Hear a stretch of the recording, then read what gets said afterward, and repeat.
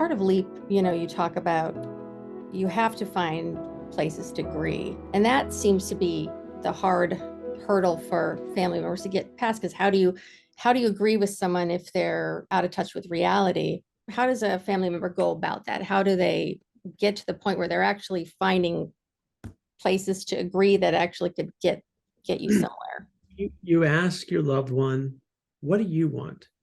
What do you want, like right now? What do you want over the next year? And when you work with their goals and you find, as you're listening to the answers, what can you agree to? What can you sign on to be helpful? So I want to get a job. I want you to stop calling the crisis team. And that's a ripe conversation, right? Well, I'd like to stop calling them too. So do you want to talk about it? Yes. And then you can introduce the idea that if you take medication, I'll be calmer. I won't feel the need to do that. Well, do you think I need it? I promise I'll answer that question, but first, and you try to delay. They ask you again, you give your opinion. Look, I could be wrong. I just know I'd feel better if you were on the medication. I do think it helps you. Maybe I'm wrong about that, but I know I'd feel a lot better. So it's appealing to the relationship, to the person's attachment to you and desire to be helpful to you.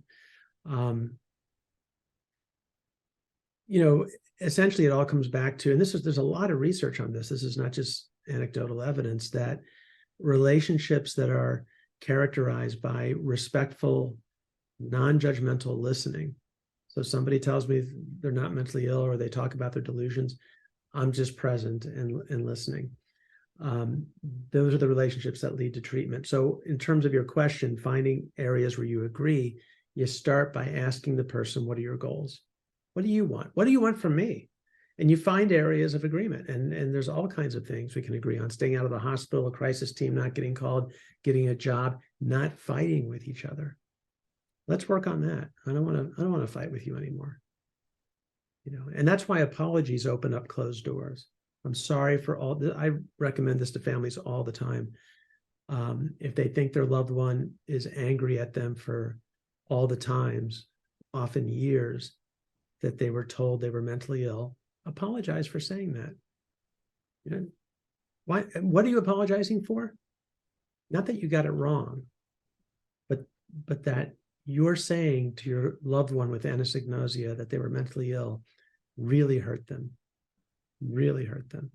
And I am sorry for that. I'm sorry I hurt you. And I won't say you're mentally ill ever again. And you can do that and gain a lot of ground in the relationship and gain a lot of